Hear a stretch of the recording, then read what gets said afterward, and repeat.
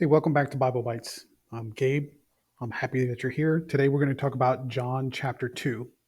Now, if you remember from the first video for John chapter 1, the book of John is the fourth book in the New Testament. And the reason why we're covering this one first before any other books of the Bible is because this is the one that really gets people into knowing Jesus as an adult at the start of his ministry really quickly, and you understand the miracles and everything that he's trying to do in that span of time during that 3 years when he's effectively performing his mission on earth prior to the crucifixion, death, and resurrection. So John chapter 2 breaks down into two major events that get cited a lot. Even in the modern zeitgeist and popular culture, or just culture in general, these are like the two big miracles that you hear cited commonly, or at least not miracles, but activities that are cited commonly. One is a miracle, which is the first big miracle that he performs in the book of John. The second is an act that gets cited, but not always interpreted correctly. So let's talk about the first one. The first one is turning water into wine. You've heard that one maybe possibly hundreds, if not thousands of times. And what really happens here is Jesus goes to a wedding. He's invited to a wedding, which is at that time a big deal. Sometimes those weddings would last days. Everyone, not just family, but everyone in the town or the surrounding community was typically invited. So it was a really big deal, very expensive, lots of planning. You had to buy lots of food. And to run out of wine was an amazing faux pas. The folks responsible for coordinating and setting up the wedding would have been extremely embarrassed and maybe even gotten a little bit of a social stigma if they had run out of wine, which they did here. So it was a big deal. Now, Jesus is attending the wedding with his mother, Mary, and some of his followers, the early apostles. And at this time in the history, although it's never explicitly stated in the Bible, it's at least understood or accepted that Jesus' father, Joseph, is dead. So he's no longer in the picture. Everything that comes after this point is simply referring to Jesus and his relationship with his mother, Mary, and the apostles. So Mary says, "Hey, they're running out of wine. Jesus, can you do something about that?" And Jesus is like, "Well, let me see what I can do. I mean, that's not really my deal. I don't do party tricks effectively," is what he's saying. But Mary steps back and says, "I just need your help. Can you fix this?" So she's already deferring to him as somebody who can solve problems, who can fix what is broken, understanding that the bride and the groom and the family that are responsible for putting on the wedding, if they'd run out of the wine, they would have been kind of stigmatized within the community as somebody who just kind of doesn't have their act together. So there was a genuine need, and it was a very present need. Something had to be fixed right now. Mary said, "Please do something about this," deferring to him as basically now the man of the house and the head of the household, and also just somebody she knew was from God and who had at least the smarts or the capability to do something about it. She didn't know he was going to perform a miracle, but she trusted him to do something. And Jesus said, "Servants, serve up these big stone jars and fill them up full of wine, or not full of wine, full of water."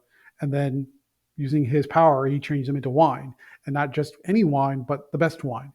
Now, it was common at that time that when they were gathering a bunch of wine for a large wedding ceremony that would last a really long time, sometimes even days, you would serve the very good wine first and the sort of the cheap, not so great wine at the end. But now we're showing that he gives the best for last, the best wine that they could possibly get for last. And now that not only fixed the problem, but even made the situation better than anyone had hoped or expected. So that's Jesus' first miracle in the New Testament in the book of John. And he fixes a problem that doesn't, in the context of the grand scheme of things, running out of wine to us today maybe didn't seem like a big deal. Back then, it was a big deal. And not only did he fix the problem, he fixed it in a way that made the situation better than it could have, than anybody had expected, which is great. And so that's a very good demonstration of Jesus's power and also his willingness to heal and to fix problems that are present, and prevent them from turning into something ugly, and fix them in a way that is even better than people had hoped. And so that water into wine story really gets sometimes jokes, sometimes analogies. It gets used all over the place. But really, it is just as simple as you think. He attends a wedding, there's a problem, he fixes it, and he makes it even better than anybody had anticipated. And that really sets the stage for the miracles that Jesus will portray going forward. Then we get to the second story. And the second story is about Jesus attending the temple and getting out his whip and cleaning house. And so people will say, well, Jesus took a whip to the money changers. And that picture gets referenced, but I don't think most people understand what that really means. Jesus went to the temple and he saw people with their tables around the courtyard within the temple, and they were money changers. So, what does that mean? That means that if people were coming from other towns or even other countries and they're coming to worship, they may have had money, but it was in the right denomination for the location of that temple. So they would go to money changers, and essentially it's exchanging money to match the exchange rate.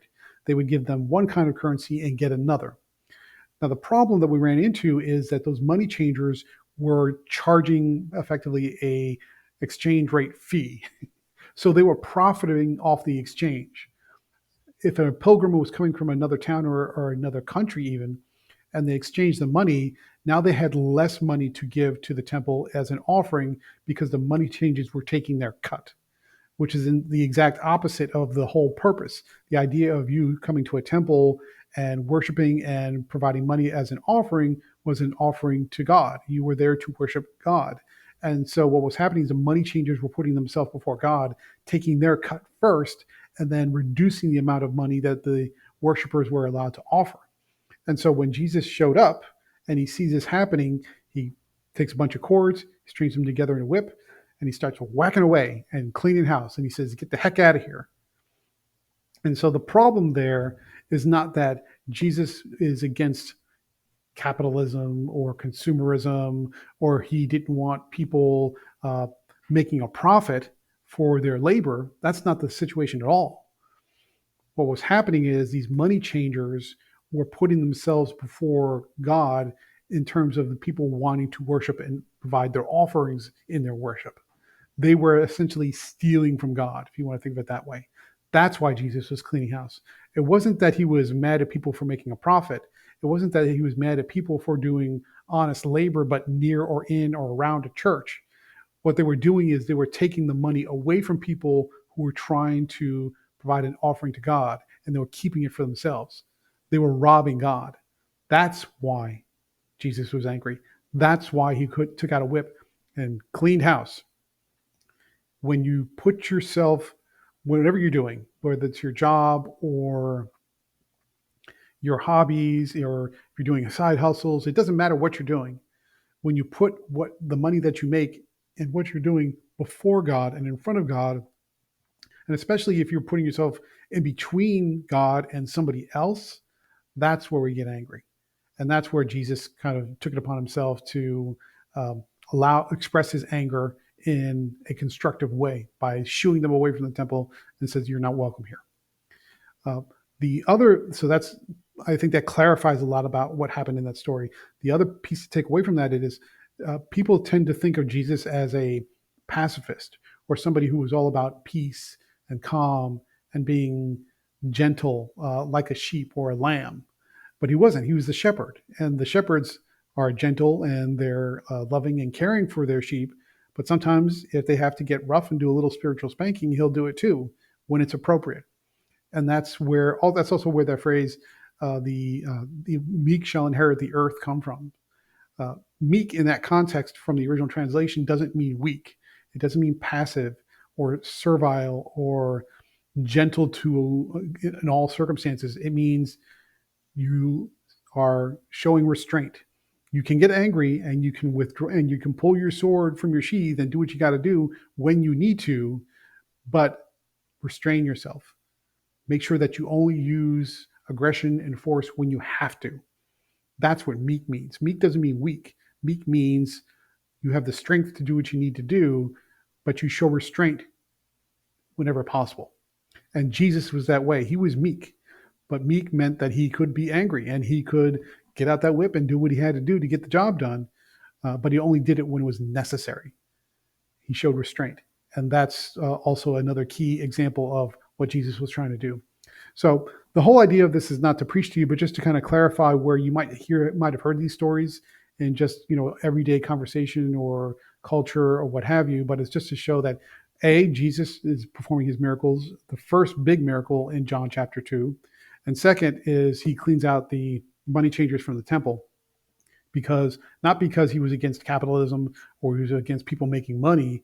He was against people making money at the expense of God and putting and interfering with other people's ability to worship and provide their offerings.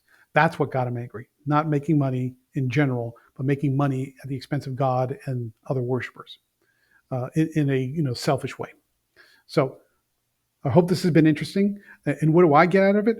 Just do exactly what it sounds like. Is Jesus liked parties and he liked to attend parties and he liked to drink. So there's nothing wrong with that within moderation, always within moderation.